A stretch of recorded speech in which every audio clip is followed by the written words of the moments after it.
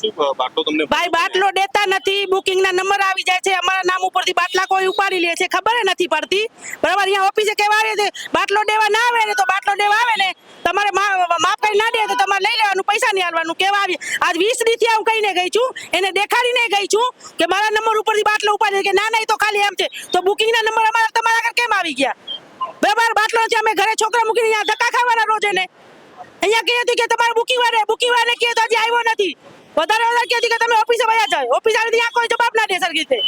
અત્યારે હાલ ઘરે બાટલો છે? અરે ઘરે બાટલો છે, 2 દીમાં ખલા થઈ એટલે પછી ઓલા શું કહેવાય ઓટલું થી કે માંગા ખાવાનું, અમે બ્લેક માં ના લઈ શકે તો ક્યાંથી લેવાનું? બાટલો નહીં મળે તો પછી શું કરશો? શું કરે ભૂખે મરવાનું, ઓટલેથી લઈ લઈને ખાવાનું, ઓટલે જવાનું। વાત બરાબર ગવર્મેન્ટ કહેશે ખરું પણ ગ્રાઉન્ડ રિપોર્ટ તો કંઈક અલગ જ બતાવે છે। તમે જોઈ રહ્યા છો કેટલી લાંબી લાઈન છે। સવારે 10 વાગે આવે ત્યારે લગભગ કલાક ઉભા રહીને ગયા, પછી એવું કહેવામાં આવ્યું કે તમારો બાટલો જો આ છે મારી પાસે, 3 તારીખે બુકિંગ કરાવ્યું છે, 9 તારીખે ડિલિવરી થઈ ગઈ એવું બતાવે છે, હજુ બાટલો મળ્યો નથી, ડિલિવરી થઈ ગઈ છે એવું બતાવે છે। તો લીધો કોને બોટલ અમારી?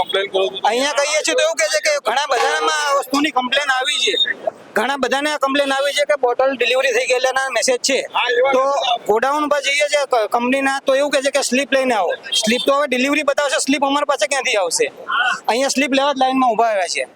આપના પોતાના પ્લેટફોર્મ લલકારને લાઈક કરો, ફોલો કરો, સબસ્ક્રાઇબ કરો અને શેર કરો।